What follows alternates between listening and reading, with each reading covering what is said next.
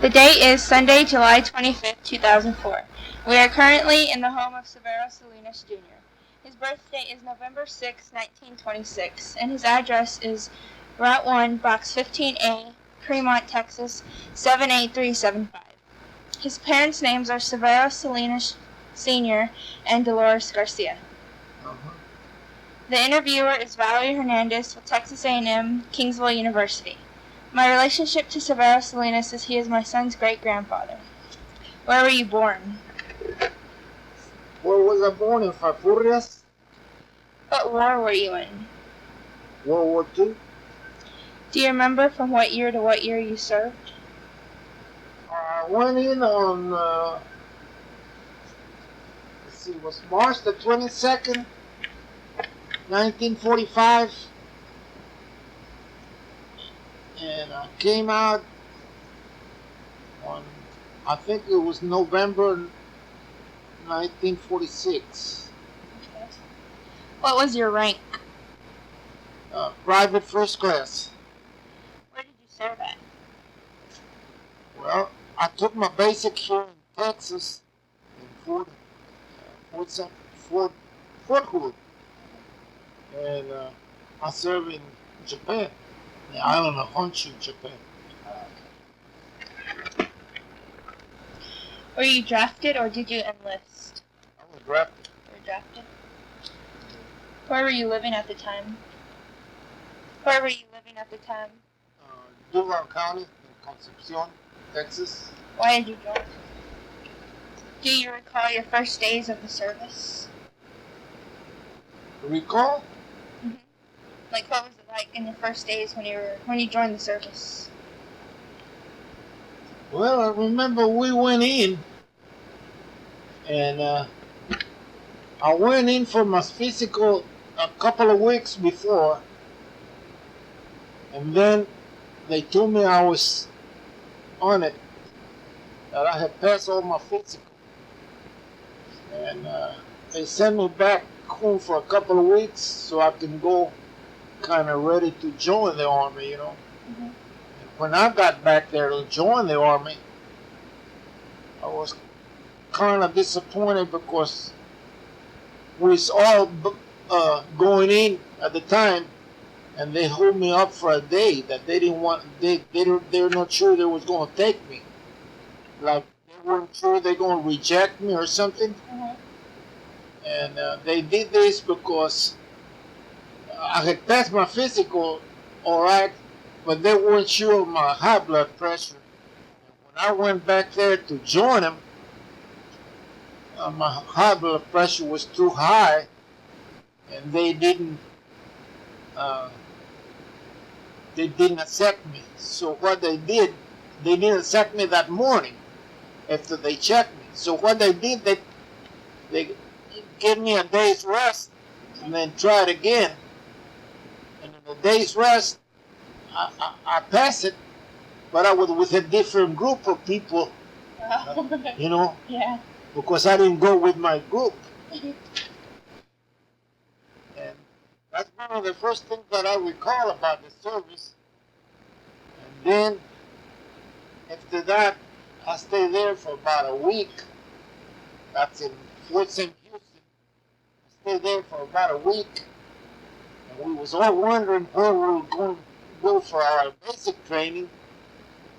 And we kept asking, but nobody would tell us. And we even got on a train the day we got on the train to go for the basic training, and we didn't know it was in Fort Hood until we got there. Well, we didn't know where we was going. Why wouldn't they tell you? It was all in a secret then. They didn't want no rumors started or something, you know. Yeah. We weren't allowed to know where we were going.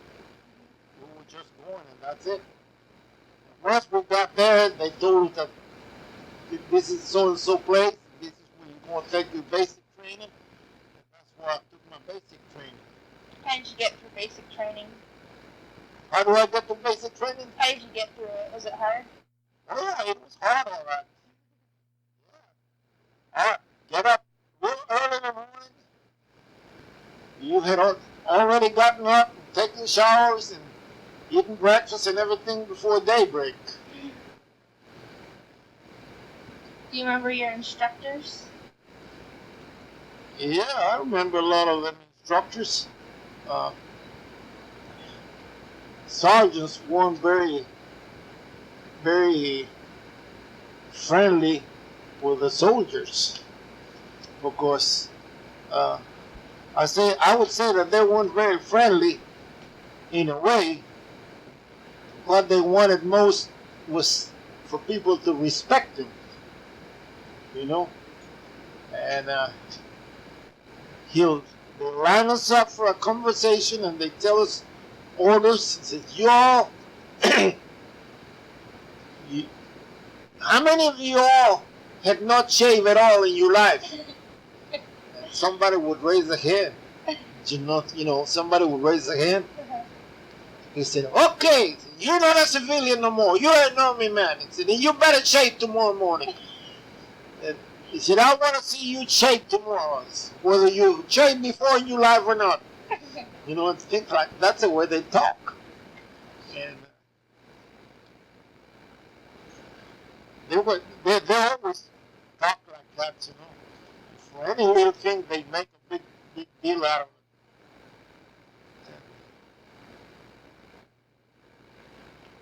Suppose somebody had the shirt on and have a button is not button, they'll grab you and put you.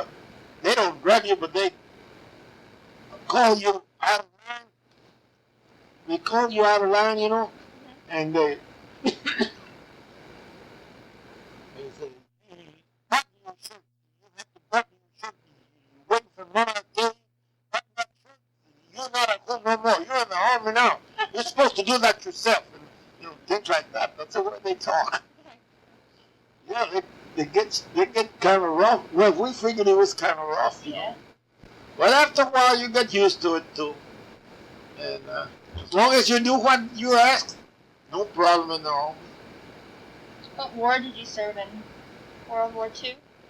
Yeah, it was World War II. Where exactly did you go? Where did exactly I go? Where did you go? Well, I went in the occupation time. There was no war then. And the war had ended about, maybe 50-some days, I think, before I got there. So you didn't see no combat? No, I didn't see no combat. But we got there on the occupation. And we didn't get to see no combat. The only rough time that I saw that some people had not exactly given in on their mind. Some Japanese people, and like, that's the story I was going to tell you a while ago. Like, they do all the traveling by train, and they were still coming on from wherever they were, coming into peacetime. But somehow or another, I remember this incident that we was there in Yokohama. No, I mean, it was Yokohama. Yeah, I think it was Yokohama. But we was on the, no, it was not Yokohama. It was another little town that I was stationed in. And the train came by. We was getting ready to go get in the train, a bunch of, about 3 or 4 soldiers. We was getting ready to go get in the train because as long as we get on the train, we'll be going somewhere, but we didn't have to pay nothing. No, they won't charge the American people nothing. So you just get on the train and travel. And we like to travel, we like to go sightseeing. So we had, when we had days off, we would get on the train and just go somewhere where we were wind up, Anyway, we went to this train station and luckily we were just getting close to the train station, and this bunch of Japanese soldiers were getting off a train, and one Japanese saw the soldiers, and he opened up fire this way with a gun, but at the same time somebody grabbed him, he started firing toward where we were, and somebody grabbed him because it was no war no more, and they grabbed him. I don't know whatever happened to him or what, but he was trying to get those soldiers, and that's about. And another time, we was walking away from the train station. We had gotten off the train and was walking away from the train station, and here comes a Japanese soldier with a big old dagger like that, and stabbed my buddy on his butt. Stabbed him on the butt, and somebody got hold of him, and they didn't want to start no fight. The decent people didn't want to start no fight, but these people were either mentally ill or just too mad or something, and gradually started slowing down where no more incidents like that happened. Yeah. And we started living pretty comfortable because after a while everything was in peace. And the only thing, it was hard to communicate with them Japanese. Yeah. But we tried to pick up words in Japanese, and then those people would try to speak English too, And once in a while you run into somebody that can talk. Like at one time we had a camp there. It was a Japanese camp, so everything was ready for a bunch of soldiers, and so it was already there. The camp was there. We were stationed there, and there were some warehouses. These houses was full of silk, rolls of silk, and it was full of ammunition, and it was full of rifles, and army surplus, they call it now, things that used to belong to the army, and the United States took over and grabbed them and get them from Japan. And the Japanese would try to, there was a lot of good rifles, and a lot of stuff there. And we had to pull guard, 24-hour guard, day and night, day and night, day and night. And what we do, we walk around the building, slow pace, just walk with your rifle like that, and keeping an eye on everybody. And in case something would happen, they would, you would holler and the whole, yeah. So, I was there, it was early in the morning, I remember, and here comes the Japanese with a little tray, and he was munching on whatever he had on his tray, He said, "You want some?" I said, "No." He said, "Come on, take some." He said, "This is pretty good stuff." He said, "This contains vitamin B." And what tickles me, he could talk good English, I said, "What is it?" He said, "That's silkworms." I said, "I don't eat no worms." And he said, "Yeah, they're good." He said, "They're roasted." And when he talked to me like that, what came to me, I said, "How in the world did these Japanese men know such good English, So he laughed. I said, "No, thank you." He started leaving, and I said, "Hey, wait a minute." He said, "Where did you learn your good English?"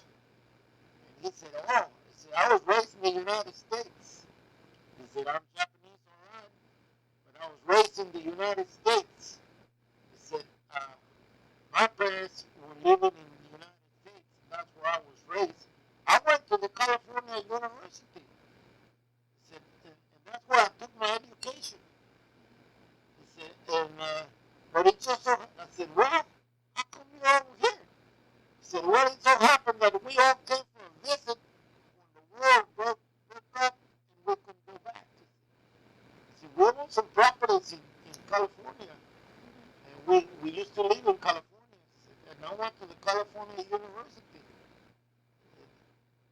And he started talking about him living before the war, living in California. And he was the one that told me a lot of things about the customs on Japanese people. What was your job assignment? What? Your job assignment? Job assignment? Uh-huh. Well, at that time, I was just put on guard. And then after that, they come up with a program that whoever wanted other assignments, we could apply for it. And I applied for that. I wanted to be a cook, so I started as a student cook. And I never did get too far on cooking, but I did spend a good while there on the cooking department. And I didn't take it, I'll tell you, I'll be honest, I didn't take it because I wanted to learn the cooking. It's because I saw that assignment that would give me the most free time in the service, because we would work 1 day out of 4 days. And since we worked at night, half a night and half a day when we worked, they didn't have no inspection in our rooms or nothing. And we didn't have to worry, we could sleep at any time, or we didn't have to follow the inspections as bad as they did on the other part of the department. And what I like about it, we go work 1 day and have 3 days off. We could get on a boat, we could get on one of them small boats around the area, and we could get on the train and go sightseeing. That's what I wanted to do. Yeah. We used to pack plenty of food because there was no food. There was no restaurants or nothing outside, besides the army camp.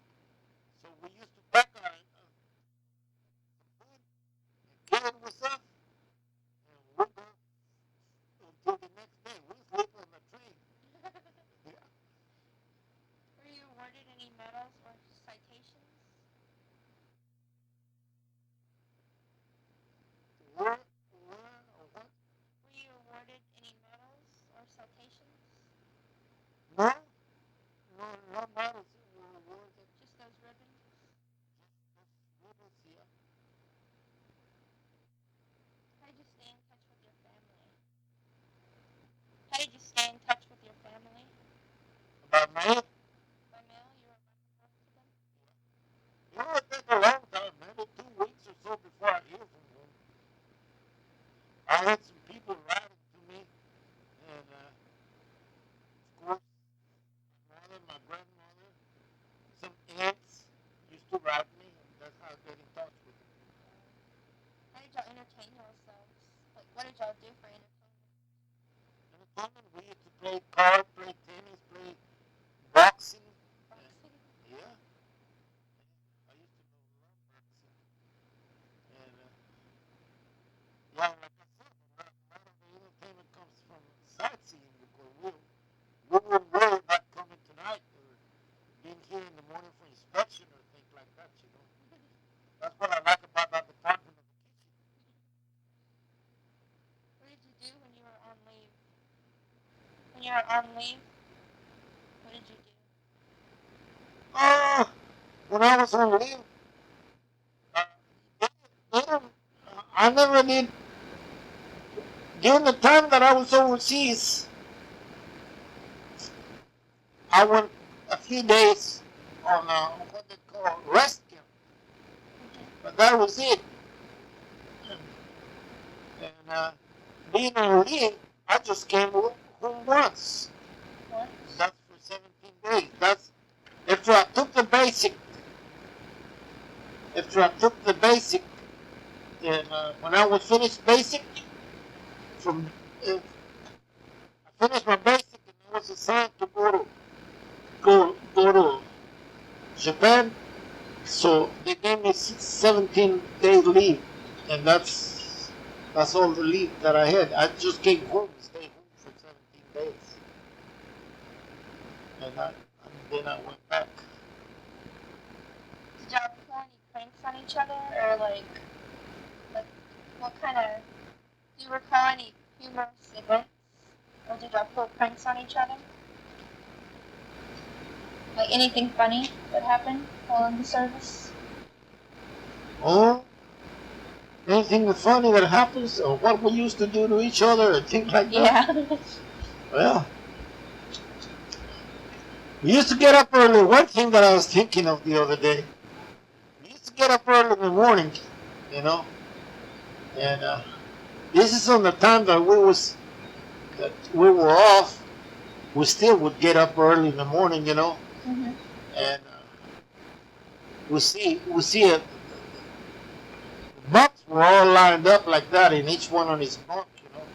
We see somebody asleep, we'll go wake them up. And, hey, get up. And, what? You just get up, go to the restroom, you can come back and go to bed. It's just a pisco. Just to make a man, you know.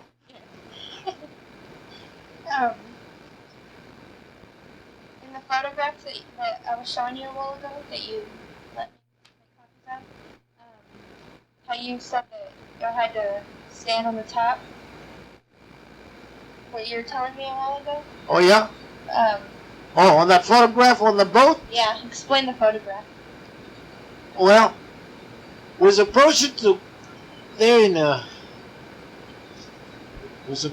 bay, and we all wanted to see it, and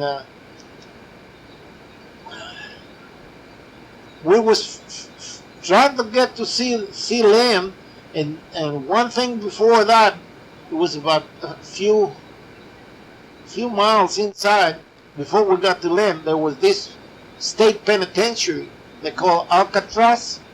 It was very famous because it was in the middle of the sea, and well, not exactly on the middle, I would say, but anyway, it's on the sea, Yeah. and nobody would get out of that prison because they would have a lot of sharks and a lot of men eating sharks around the prison, so nobody's going to get out of that prison. Yeah. And we wanted to see that prison so bad, and we was going by, you know. So we started fighting, and that's how come I got on top of that rack, because I wanted to be on the really high so I can see. You see it? And yeah, we got on that place on the boat that I got. It's a machine rack. I mean a machine gun rack. It's not exactly. It's not. It's way above the dock of the ship. Mm-hmm.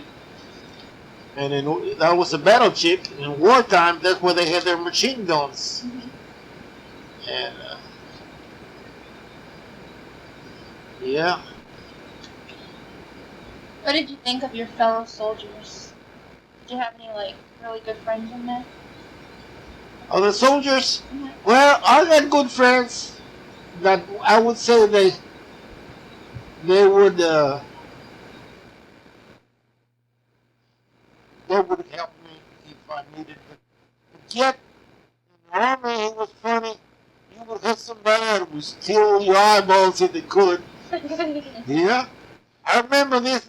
We was already expecting to come home, you know.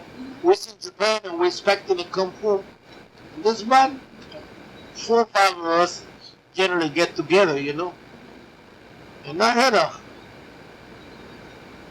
a bunch of cameras that I had in mind I was going to bring. Mm-hmm. You know, I was getting ready for the time that I was my time was getting close Mm-hmm.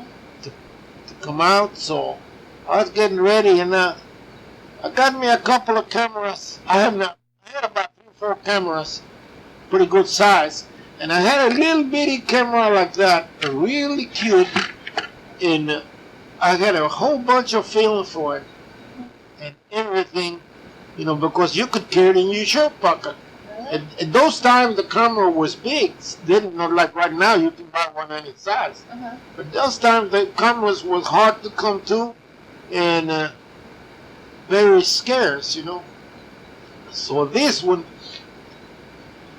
I don't know how, I forgot how I got hold of it, but I did love my little camera very much. And we was in the mess hall eating when the notion come that so-and-so is going home, and they start mentioning, And it was my buddy next to me that was going home. And he said he wasn't going to eat. He was so excited he wasn't going to eat. He said, I'm going to go get ready. And he said, he had already asked me if I could give him one of them cameras, I said, yeah, I think we'll see when time comes. So when we were eating there and he's getting ready to go back, he told me, he said, you still going to give me that camera? I said, yeah, go pick each one, any one you want. I said, but don't take the little one. He said, okay. So he went and packed his stuff and everything. And then I found out he took the little one. He took the little one. Were you mad? And that got me mad because he was supposed to be a good friend of mine. But that was all my life. You just couldn't trust nobody. You had to do things on your own. Yeah.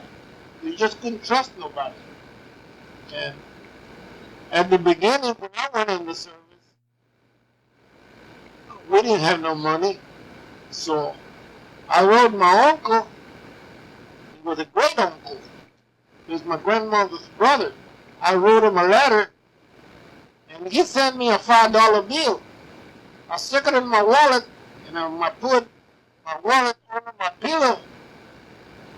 And the next day, the wallet and everything was gone. You slept on it? They got it from me. Somebody went by while I was asleep, and they seen that I had the wallet under the pillow, and grabbed it and took off. And I wound up with no money at all. Did you keep a personal diary? No, I started to, but then I don't know. I didn't keep it up.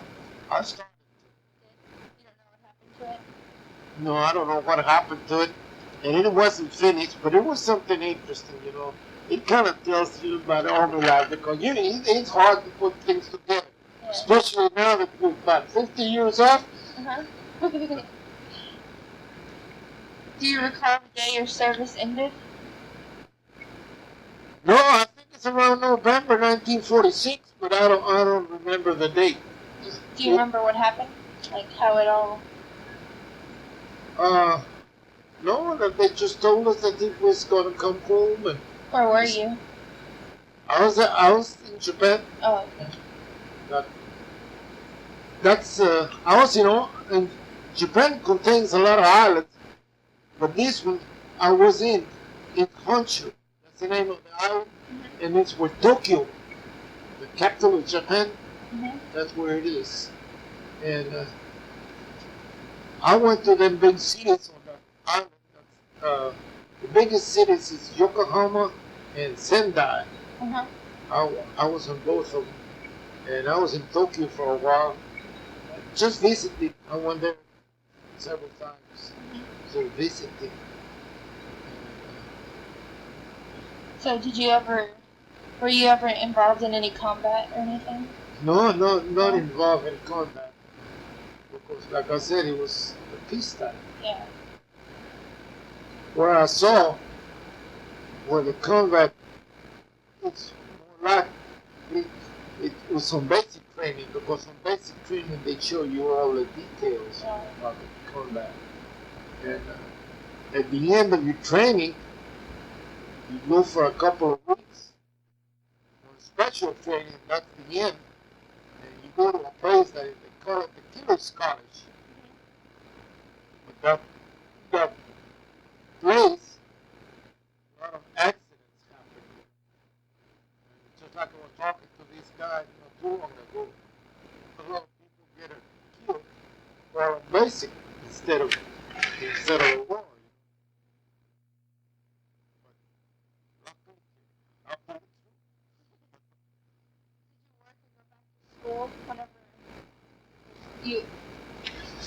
your service, whenever it was your last day of your service, what did you do afterwards? Did you work or did you go back to school?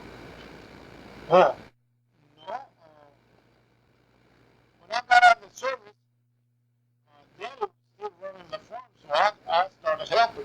Oh, that's what you did. Yeah. And I didn't go to work on something else until about maybe a year later, I think. I work on this refinery, and then I work on a service station, and keep on all the works, but trying to figure where I would have time to help my daddy. Mm-hmm. And then 5 years later, I got married and I started on my own. You did your own farming? No, when I got married, I quit farming. Oh, okay. Did you join a veterans organization? I used to belong to the BFW, which it means Veterans of Foreign War. But then, it all was when I was living here. Then I moved to Louisiana, and I lose track of it. Then I never did join it no more. So you don't go to any reunions or anything? No. No. They asked me several times why not join him. I said, I no, I'm too old for that already. Did your military experience influence your thinking about war or the military? Like how did it affect your life? How did I affect? Well, I think the whole thing. I was drafted, but even though I was drafted, I wanted to go. Yeah. I didn't want to be one of these guys that they were rejected from the service. I didn't want to be one of them. You know. I figured it was hard because there was wars going on while I was drafted, and it was going to be rough, but I wanted to go. You know. So I waited till I was drafted. I didn't volunteer, but I went and I felt all right about it, you know, as far as it being homesick or something, you know. And I would say that army life just kind of straightened me out or something, or give me something to think about, you know. And I did enjoy my army life. Is there any other stories that you remember? Well, so many little things that happen in between here and there. Like about on the ship or anything? Like, what was it like in Japan or on those big Well, ships? I went on the ship. You brought a good one, you know. When we was going over there, it took us 23 days and 23 nights to get over there. So we was in the sea for 22 days and 22 nights. Something like that, you know. Okay? And I've seen a lot of soldiers get seasick. You know what seasick is? Yes. Okay? A lot of soldiers get seasick. I didn't get seasick, so I was a mystery. And we spent our time over there, and on the way back, we got on the jeep sometime early in the morning, real early in the morning, and then it's almost 1 o'clock, and we haven't departed yet. We're still anchored there, and people talking about seasick, you know, and people talking about seasick. I ain't gonna get seasick. I didn't get seasick when so I ain't gonna get seasick. And I was so sure. And as soon as they just let loose that ship from, just move it out of the edge of the water, as soon as it start rocking, I start being sick. And I mean real sick. I vomited and all, and I was sick. So I went to my bunk and I lay down, and then I could hear my name on the speaker that they were calling me, you know, because they missed me on the rock call, they call it. Mm-hmm. And they had our crew, they had my crew, you know, our sec, we were divided in groups, you know. And they had my group that was supposed to do some cleaning on the ship. And I wasn't there. And they was looking for me for about 3 days. Did you Till get in they trouble? finally got me. Did you get in trouble? No, I didn't get in trouble. No? I said, I didn't hear you.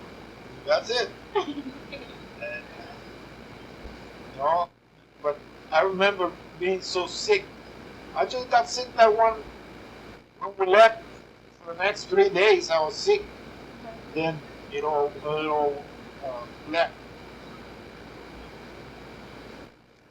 And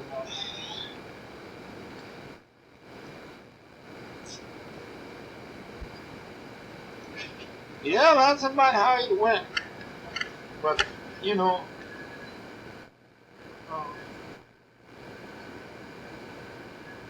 I wish I was that young again. And go again. Yeah. You enjoyed it a lot? Yeah, I enjoyed it all right. Yeah. Well, thank you for sharing your recollections with me.